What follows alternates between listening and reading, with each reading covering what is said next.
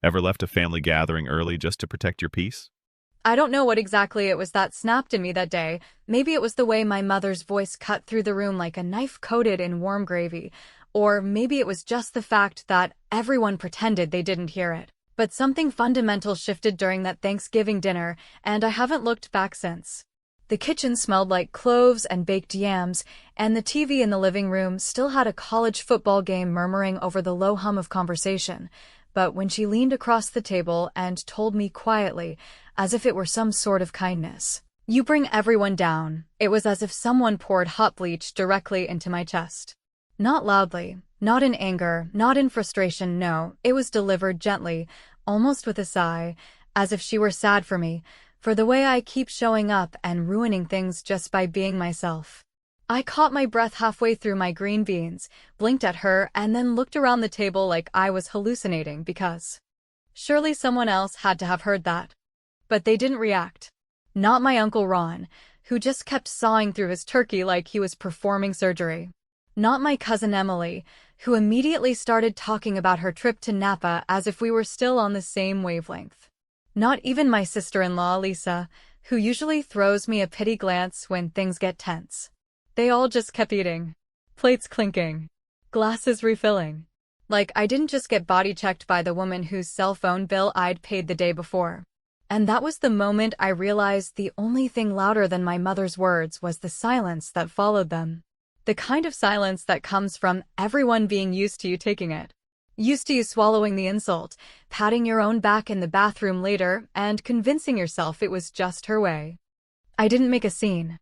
I didn't scream or cry or throw my fork across the table. I just stood up, smoothed my jeans, and said I wasn't feeling well. Someone, maybe my aunt, murmured something about the cranberry sauce, but I didn't stop walking until I was out the door and in my car, fingers trembling as I unlocked my phone. The November sky was already starting to turn that smoky blue, the kind of dusk that makes you feel like you're underwater. I stared at my screen for a long time, hesitating, not because I didn't know what I wanted to do, but because I knew damn well it would change everything. For 10 years, I had paid her supplemental insurance premiums every month without a single late payment. For 12 years, I'd covered her groceries when her SNAP card ran dry mid-month. For 14 years, ever since Dad died of a stroke on the cold tile of our garage, I had been the one she leaned on for bills, rides, repairs, and those doctor visits she always refused to schedule herself. And now she had the nerve to act like I was the family's deadweight, the emotional anchor? I wanted to laugh, but my mouth just stayed clamped shut. So instead, I opened the insurance app, clicked on Cancel Coverage, Confirmed, and hit Send. Then I opened my banking app, scrolled through the auto-pay settings, and with the same surgical coldness she once used to tell me she wouldn't be attending my college graduation because it wasn't a big deal, I deleted every payment scheduled in her name. Electric? Gone. Gas? Gone. Groceries? No longer my problem. And then, because I knew it would tempt me to second-guess everything, I blocked her number. No long goodbye. No rage text. No, you hurt me, and I've had enough. Just silence. A silence as deliberate and cold as the one they gave me at that table. I didn't even drive straight home. I parked 3 blocks away at a Target, sat in the lot with the heat turned up too high, and stared out at nothing in particular while the guilt started clawing at the back of my mind like an animal. It didn't feel triumphant. It felt mechanical. Like my body was finally doing what my brain had been begging for since I was 20. Stop trying to earn the approval of a woman who enjoys watching you starve for it. Because that's the thing, my mother didn't just fail to love me properly. She relished in reminding me that I was always just a little too much and somehow never quite enough. Too emotional. Too dramatic. Too independent. Too unmarried. Too tired. Too available. Too useful. She liked having me on the hook. She liked knowing I'd show up with cash or groceries or a ride at the drop of a hat. But not once, did she ever say thank you like she meant it. The most I ever got was a sarcastic, "What would I do without you?" usually when I was elbow deep in cleaning out her fridge or unclogging her bathroom sink. Gratitude, to her, was weakness. And she never once offered me weakness. I knew what was coming. I knew within days she'd notice her insurance was inactive, that the cards she used at the pharmacy would be declined, that the lights might flicker or the heat might drop. I knew someone in the family would hear about it and start dialing my number, and I knew they'd come at me with every line in the handbook. She's your mother. You know she's difficult. She didn't mean it. Why didn't you just say something? But you can't explain a war in one sentence. You can't explain 42 years of quiet degradation over a cup of turkey broth and one offhand insult. Because when people hear, she told me I bring everyone down, they don't see the whole picture. They don't see the Wednesday nights I sat in my car crying after driving her to an appointment she refused to confirm until the last minute. They don't see the birthday cards that never arrived. The way she'd introduce me to strangers as her unmarried daughter who works too much. The way she'd roll her eyes when I tried to set boundaries and say I was acting like a victim. And that's what it really was about, power. She liked having it. And I was finally taking it back. That was the last Thanksgiving we ever spent together. I don't know if she expected me to break.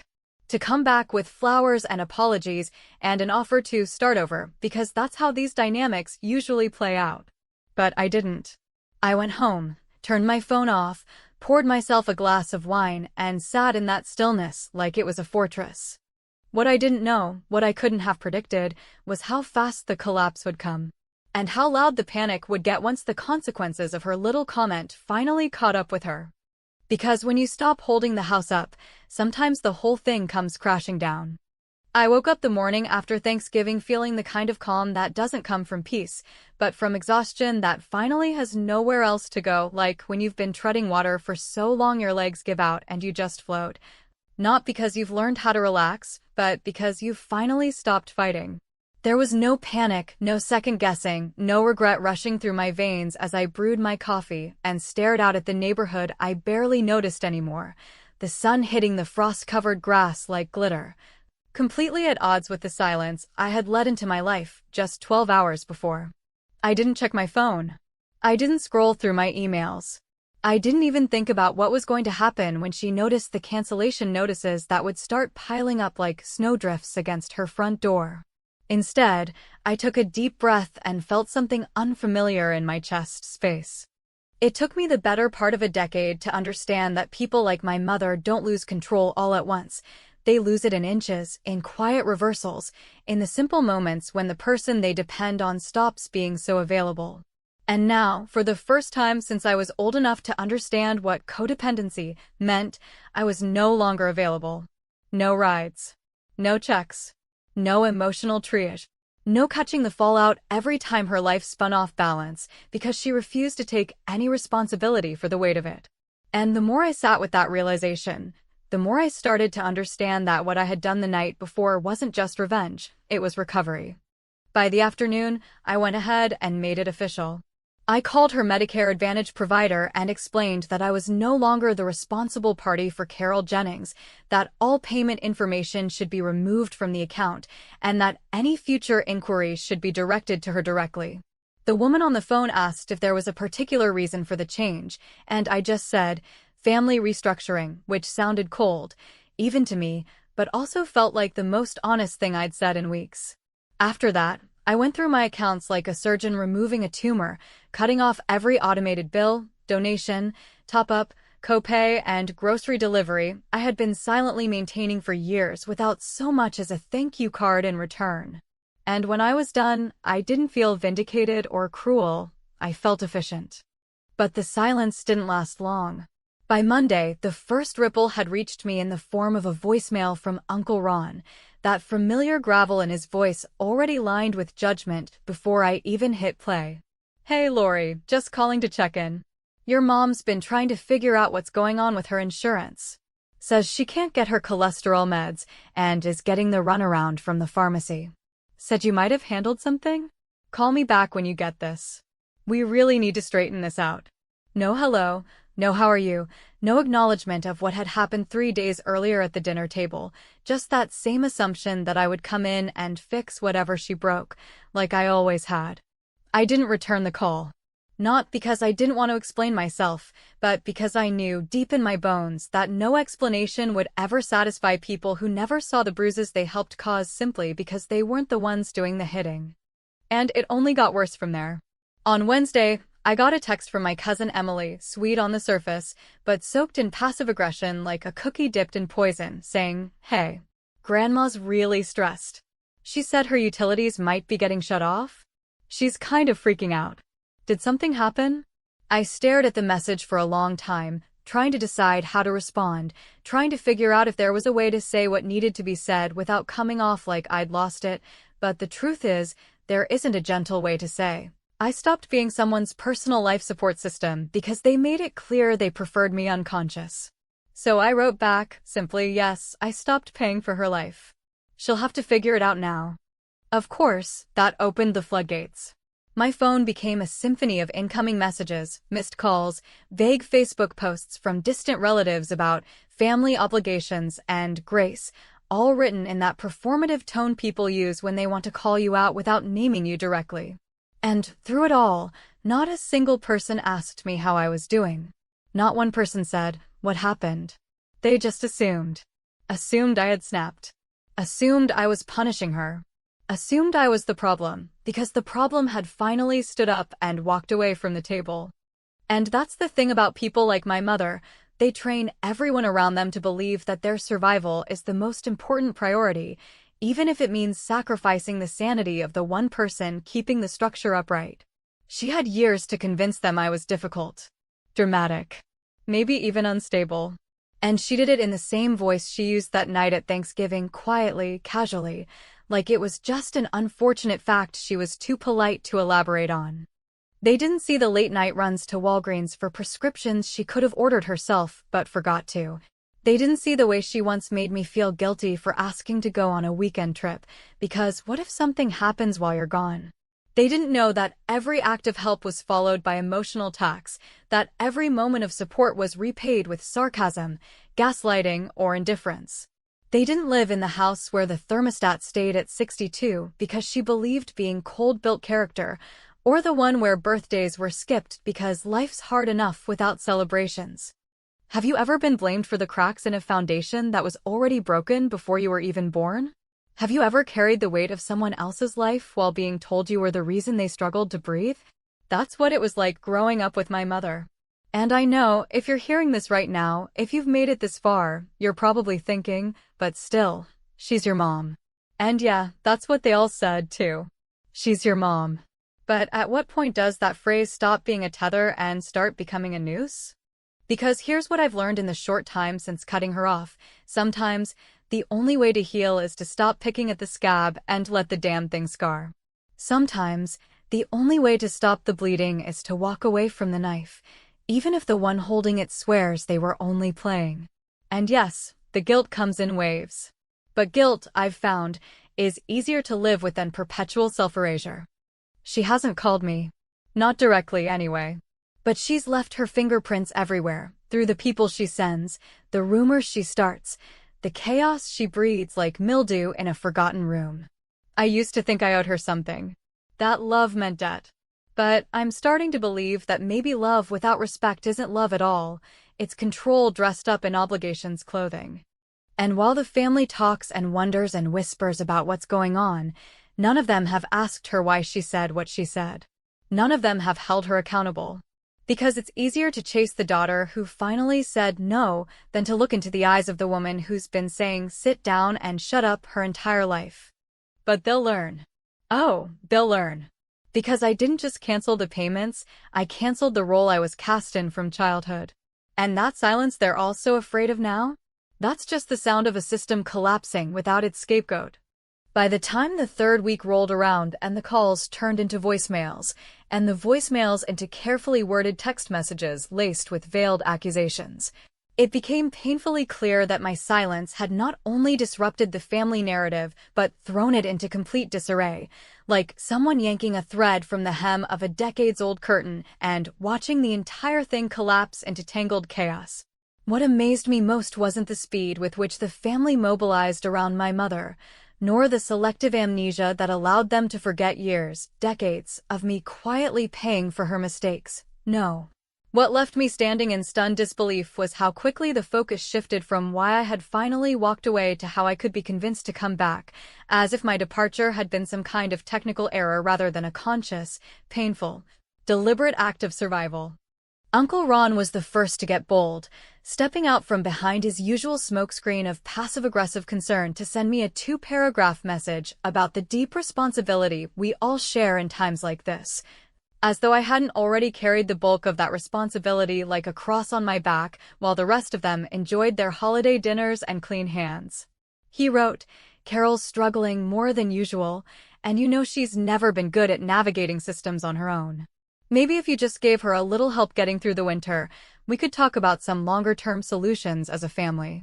That sentence, as a family, hit me like a gut punch, not because it was warm or conciliatory, but because it was a lie dressed up in familial language, a phrase used to reframe my servitude as some kind of democratic group effort when the truth was, no one had lifted a damn finger until I stepped away and let the weight of it fall on the floor with a thud so loud it made them all look up.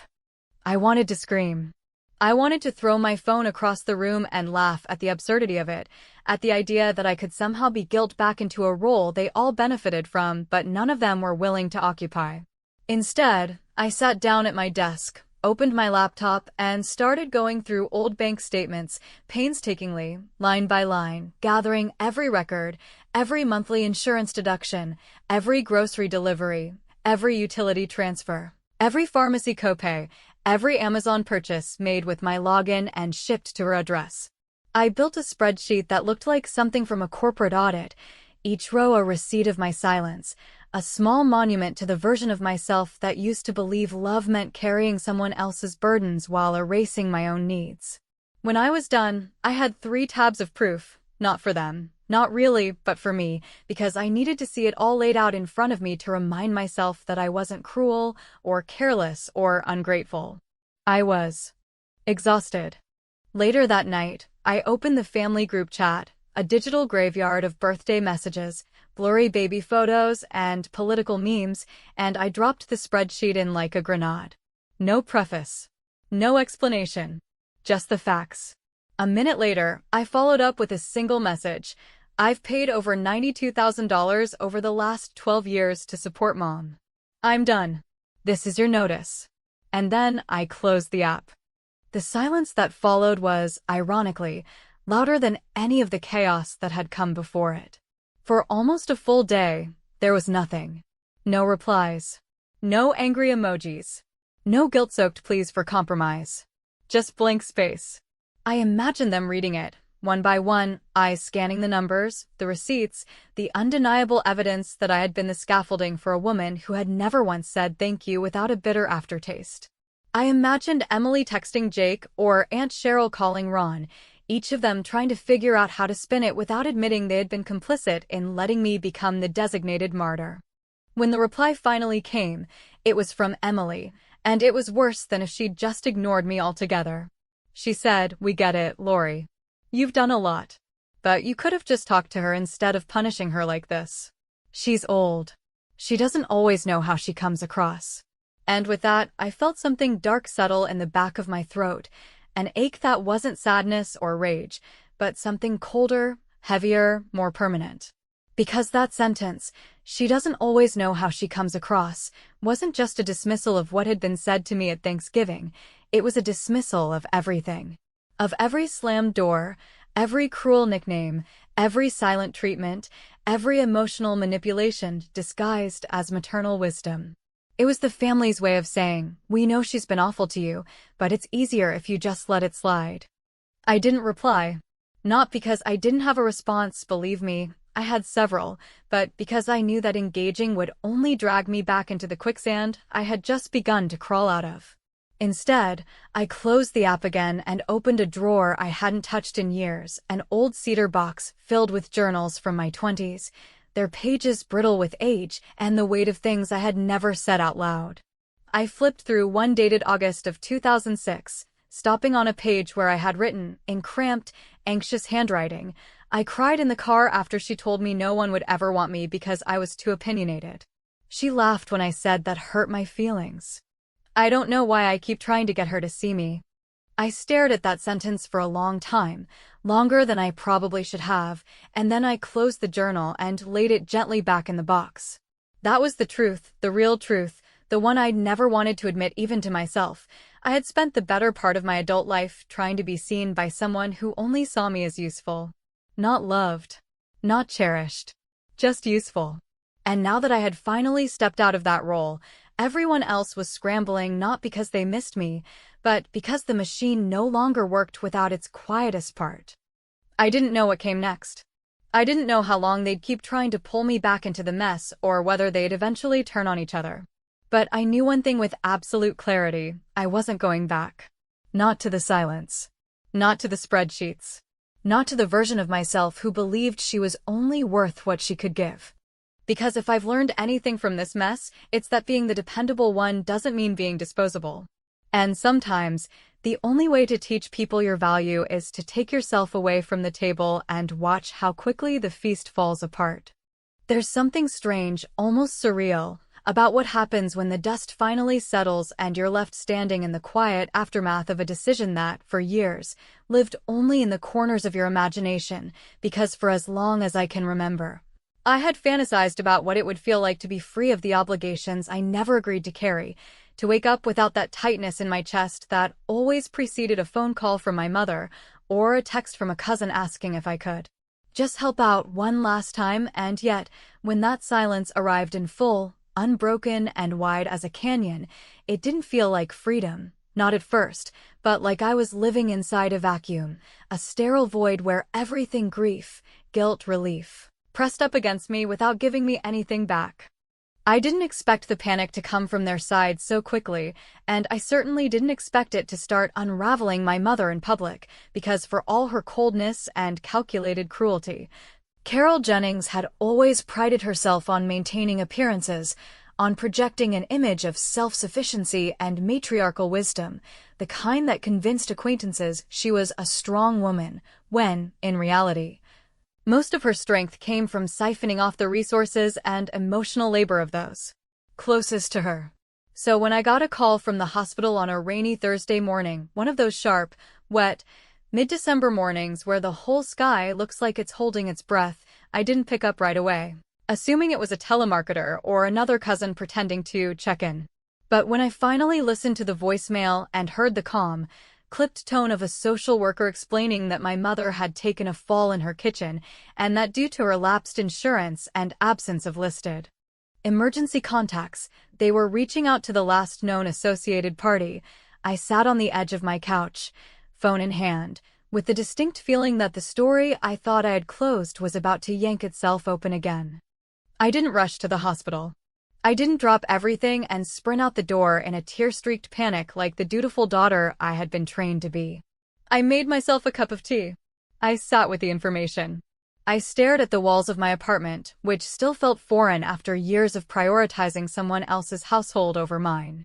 And then, slowly, deliberately, I got dressed, grabbed my keys, and drove to the hospital with the same steady pace I used to employ when walking into difficult meetings at work, calm on the outside, but fully braced for impact.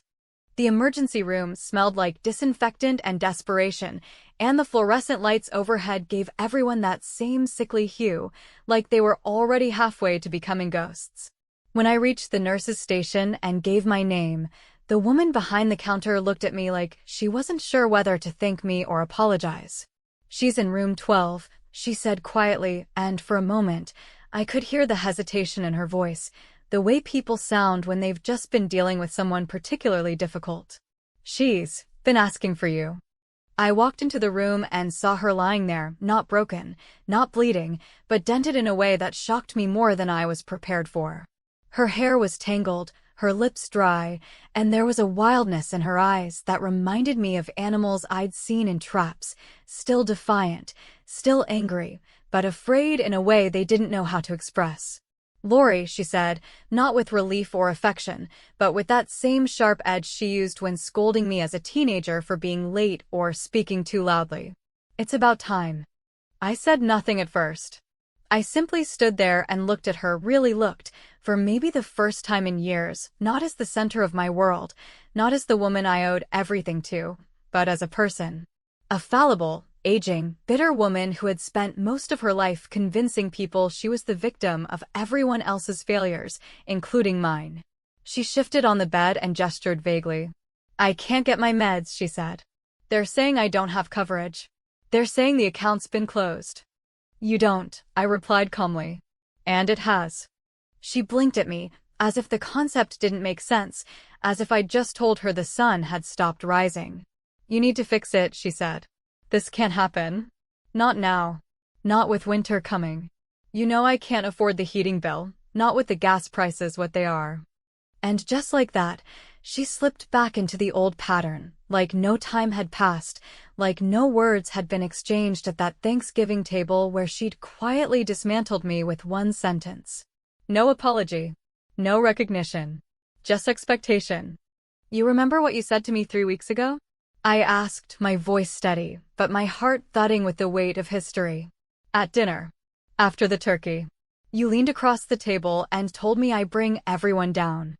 Her eyes narrowed for a moment, a flicker of confusion crossing her face before she shrugged, like the comment was beneath her concern.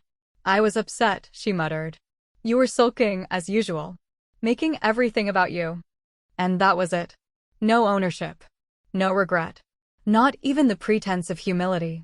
Just another attempt to turn the whole thing back around, to gaslight me into submission, to reduce my pain to another episode in her never-ending narrative of being the long-suffering mother of an ungrateful daughter.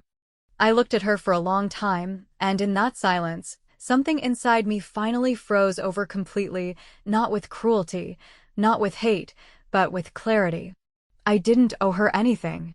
Not anymore. I didn't owe her my time, my money, my future, or my continued willingness to be rewritten in a story that had never included the truth of who I really was. I stood up, nodded once, and said the simplest sentence I've ever spoken, then you'll figure it out. I left her there, in that sterile room under the buzzing lights, not because I wanted to hurt her, but because I had finally learned that staying would only hurt me. On the drive home, my phone buzzed, and for a second I almost ignored it, thinking it was another reminder from work or a spam call.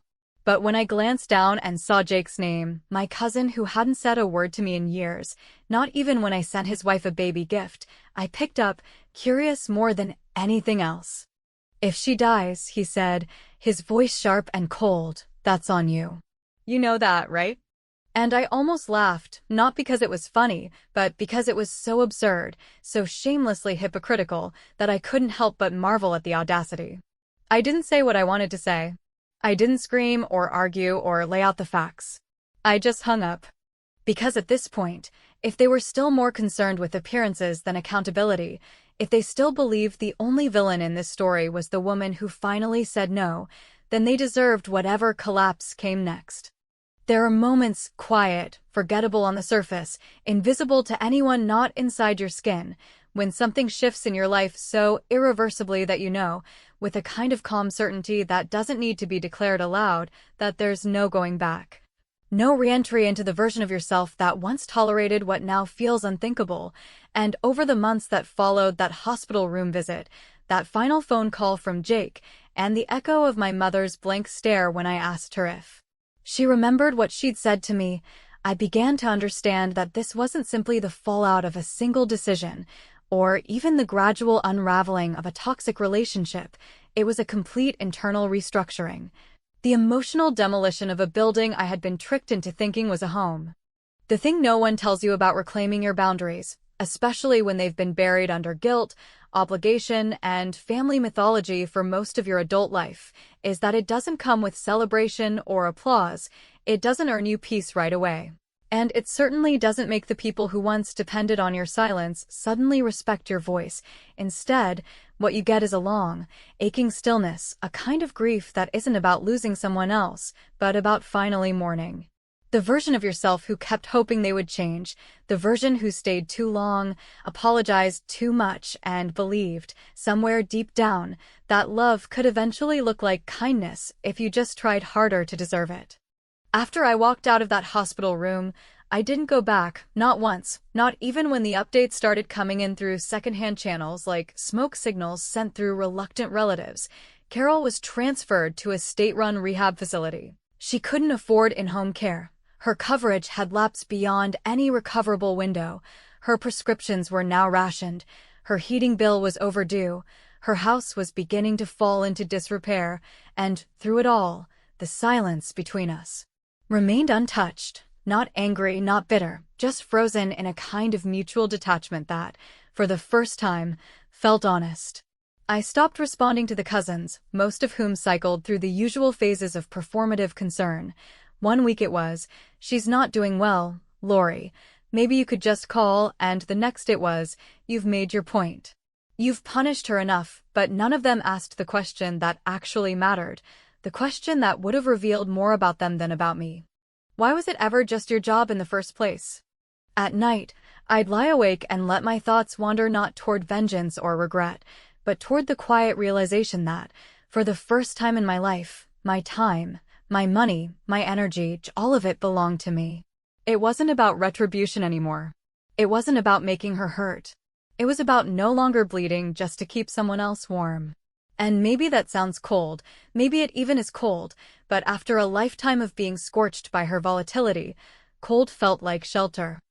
I started volunteering at a women's center on Tuesdays, not because I wanted some symbolic act of redemption, but because I needed to pour my care somewhere it could land and grow, rather than disappear into a void of manipulation and entitlement.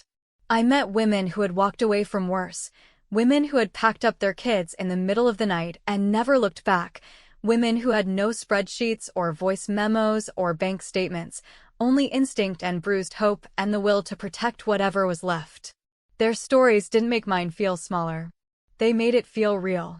And yet, even as I built a life that finally felt like my own, there were moments, sharp and sudden, when I'd be taken out of that present by a sound, a smell, a memory that hadn't knocked in years. One afternoon, while cleaning out an old storage bin, I came across a digital recorder I hadn't used in over a decade, something I had once kept on my keychain during my brief and hopeful attempt to write a memoir no one ever asked for. I pressed play out of curiosity, expecting some half-formed notes or grocery lists, but instead, what came out was a soft, warbled version of my mother's voice from some unknown moment in time, saying, "Hey, I saw the electric came back on. Thanks for that. I don't say it enough, but I do appreciate you." I sat there, completely still, the device held loosely in my hand, listening to her tone, flat, distracted, not exactly affectionate, but not cruel either, and for a moment I felt something I couldn't quite name. Something tangled and painful and utterly human, the feeling of knowing that once, for just a few seconds, she had almost gotten it right. I didn't delete the recording. I didn't call her either. Because that's the thing about surviving people who never learn to love properly. You don't owe them a performance of forgiveness just to prove to the world you're good. You don't have to open the door simply because someone finally knocks. And you certainly don't have to dismantle the walls you've built just because someone else doesn't like how tall they are. You can hold on to the scraps, the few kind words, the rare decent moments, without pretending they were the whole story. You can carry the memory of that voicemail like a smooth stone in your pocket, something you touch now and then to remind yourself it wasn't all bad, without convincing yourself it was ever good. I don't know where she is now, not exactly. The last I heard, she was staying in a low-income senior facility where the staff had to call her 3 times before she'd answer the door, a place with flickering hallway lights and vending machines that always ate your quarters. The kind of place you end up in when no one fights for a better outcome, when the scaffolding disappears and all that's left is what you built for yourself. Some nights, I wonder if she thinks about me, if she imagines I'll show up one day with a coat draped over my arm and a grocery bag full of apologies, if she believes this is all just a phase I'll get over once I've had enough time to cool off. But that's the tragic illusion people like her live inside. The belief that love makes you permanent in someone else's life, no matter how temporary your decency was. And some mistakes, some silences, some winters that pass without a call, those are not pauses in a story. They are endings. Because in the end, it's not always the loud, dramatic exits that break a family. It's the quiet choices, the ones made in dimly lit apartments and hospital corridors and Target parking lots. The ones that say, simply and finally, this time. I'm choosing myself. And once you do that, truly, fully, without apology, there's no going back. Nor should there be.